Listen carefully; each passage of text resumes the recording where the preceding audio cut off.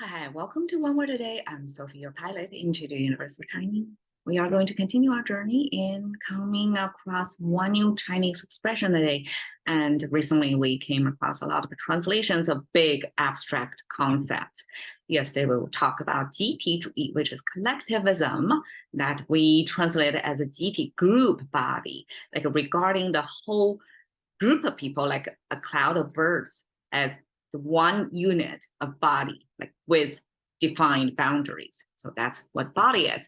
Now we have the opposite pair of collectivism, which is individualism. And individualism is translated as 个人主义. So where instead of the cloud of birds, now it's individual, right? People are singled out by themselves. So 个 came from this image, and I'm showing you in its net or in its original form, exist as in pairs in this character. So this character in Chinese pronounced as 竹 means bamboo, because bamboo, when they grow in a group.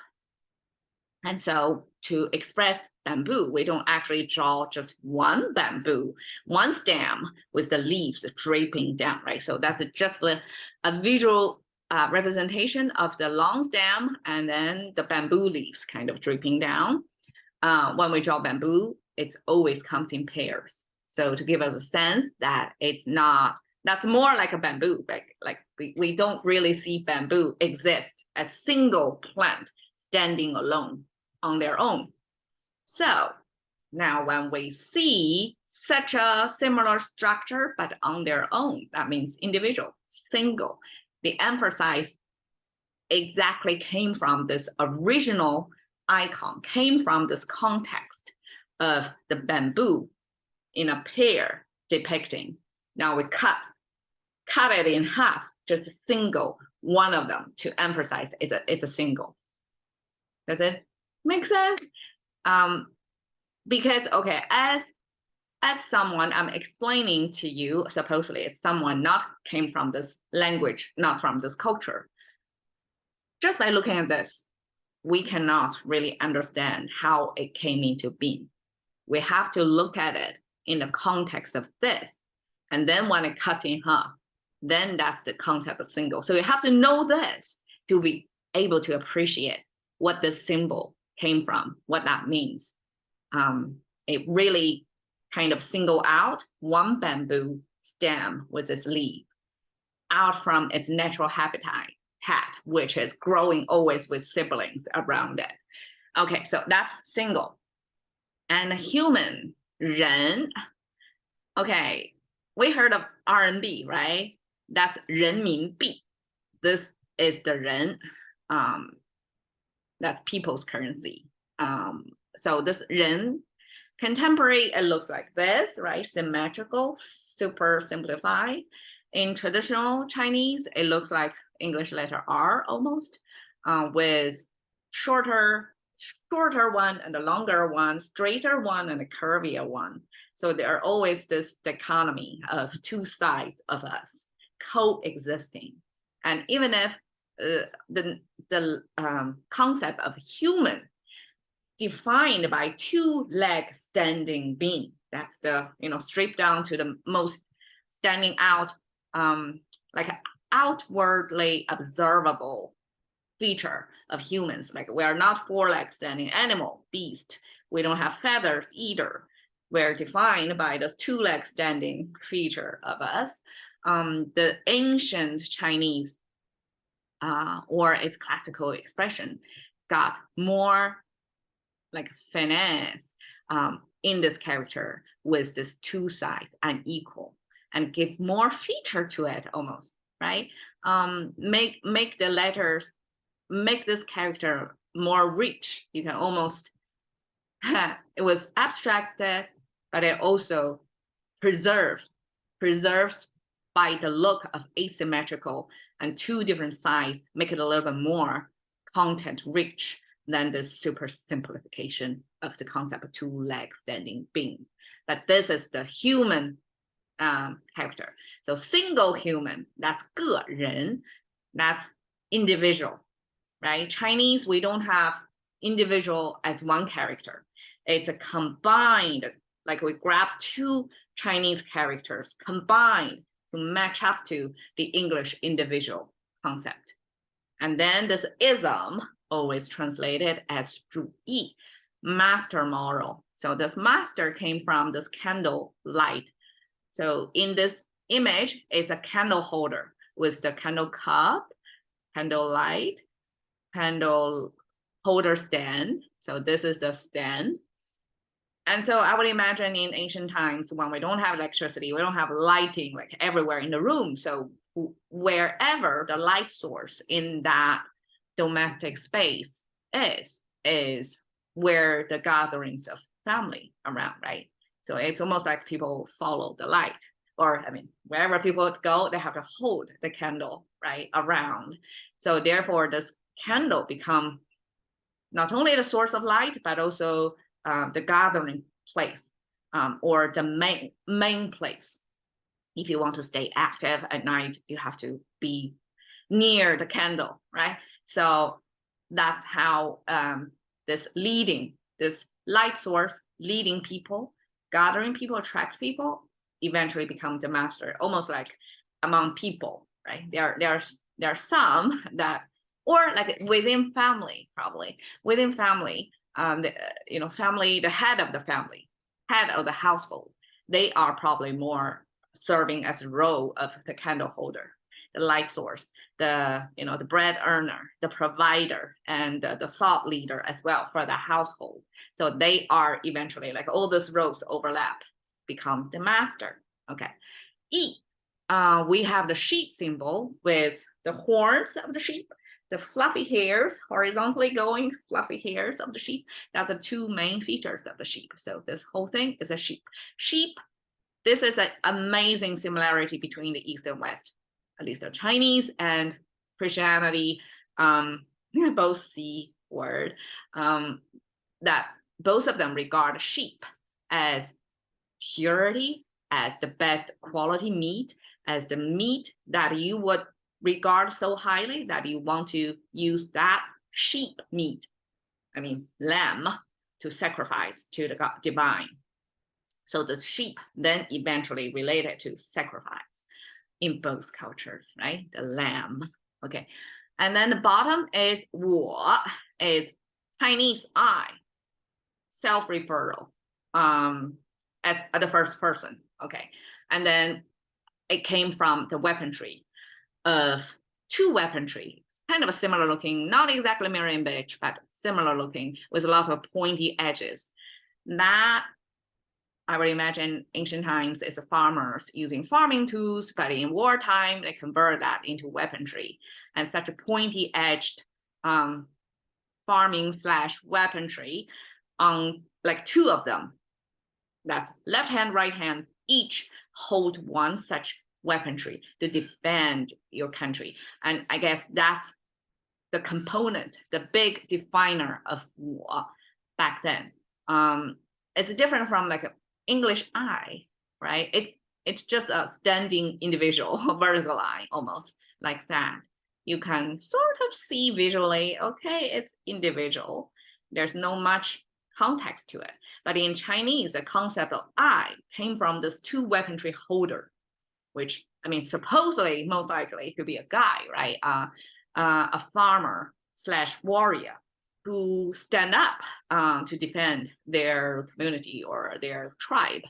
So this is very different. Like culturally, we define 我 as this defender of your community. Okay, so this image of 我 plus the image of sheep or lamb, the sacrifice, composed as the moral sense of what's required of you. What's required of you is to defend your community and to make necessary sacrifice for the community for the benefit of your tribe. Okay, so that's the moral. And the master moral is a Chinese way to translate ism, the school of thought. It's almost like a main idea of that.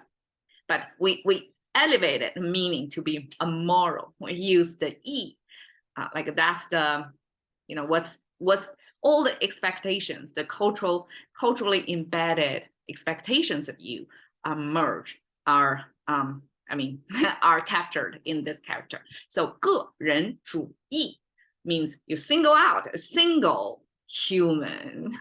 And then that's the main idea, that's the ism. So we're talking about individualism and collectivism. So you can see here, this is the individualism, okay, collectivism, okay. And here is the Chinese media's separation, try to show contemporary Chinese learners in the 21st century how to distinguish the two. And it gives you some typical nations that just by the flags, you probably can tell, right? So collectivism, typical countries, China, Korea, Thailand, and individualism countries, Great Britain, United States, Australia. So these are English-speaking countries. I mean, right now I'm speaking to English-speaking countries audience on YouTube, and I'm talking about how Chinese, which from like is used, at least I grew up in China, used in this context, right? And from this culture's perspective, how these two isms look. Okay, so a few pointers or differentiators between the two. So this one is individually independent. And this one is mutually reliant. Okay, and this one is value privacy and freedom.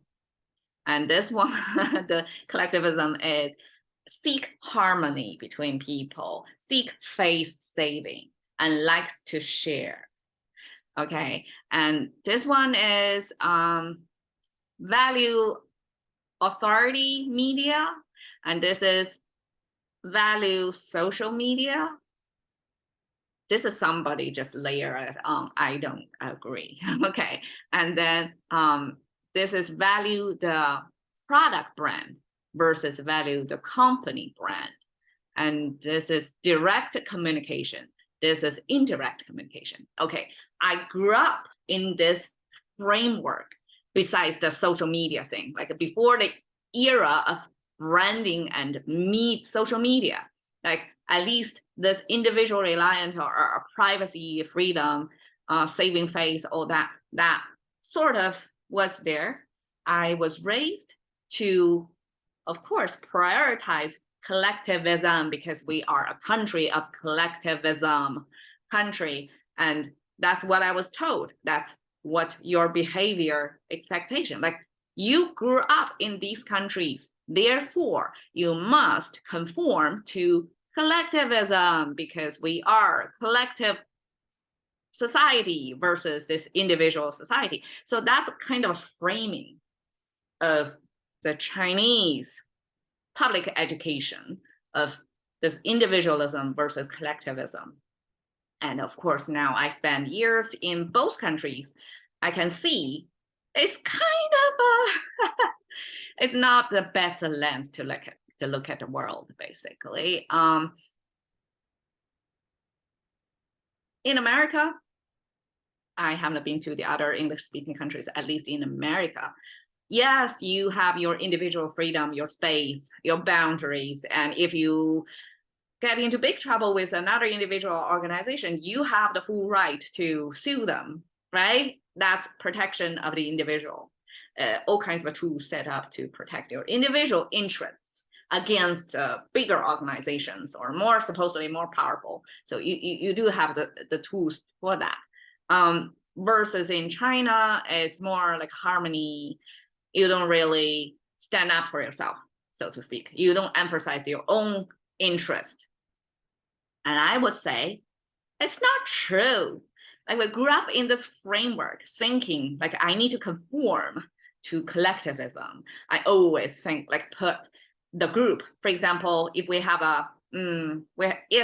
a sports event, it's a competition between classes, right? So you always cheer for your own class, right? So it's kind of a tribalism in a school scale, kind of a simulation for you to think not just on your individual terms, but on your class to have the best performance for your school or your class, whatever unit you want to put that beyond just individual.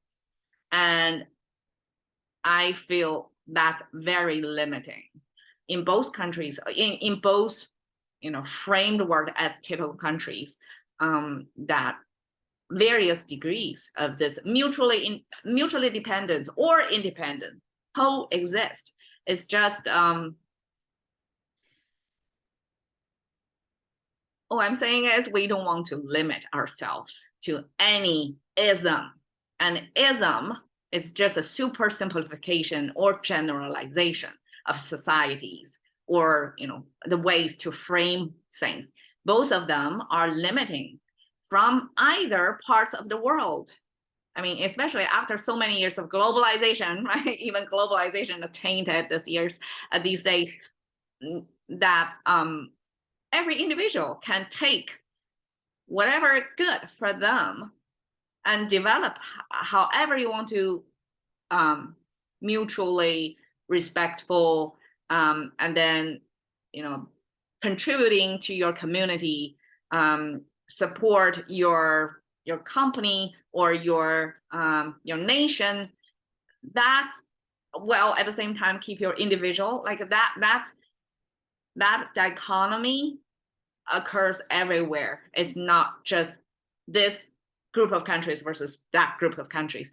This separation, this division is the very problematic worldview that keep us individual from growing into our full, like we're not supposed to have this individual thinking. Are you kidding me? Are we not supposed to have privacy? Are you kidding me? So probably because I've been living in supposedly individualism countries for more years, therefore, whatever the values was taught to me of what I'm supposedly to grow up in this collectivism countries become more and more invalid to me. Like it doesn't apply. It's not relevant. And two, like for individualism countries too, like they have their mutually support, their sense of community. So it's it's a super simplification of the worldview. So I'm just showing you how it was translated into Chinese, and we all adapt and stand beyond this existing framework. And actually, last episode I shared, I check up who came up with this idea of individualism versus collectivism. Is actually colonialism, like the initial explorers from these countries to these countries to say, okay, they look more collectivism, because I mean, till today, probably in the West, people can hardly tell one Asian from another Asian. There's so many different Asians, different shades of Asians, and that's, to group them as collectivism is also simplification from at the beginning stage of exploration, right? They don't speak their local language, therefore they cannot really tell what's the inner structures, runnings of the societies over there. So therefore they group them all together as they are collectivism. So that's really a long overdue concept that's outdated. It's 200 years ago, right? So that's the concept developed almost at least over 100 years ago. And so I'm kind of surprised that even today, growing up in China, this collectivism versus individualism was still taught in school, and still use that framework to distinguish the East versus the West. And that's my critique of that. Okay, Hash intercurrency of thinking by one word a day with Sophie. See you next.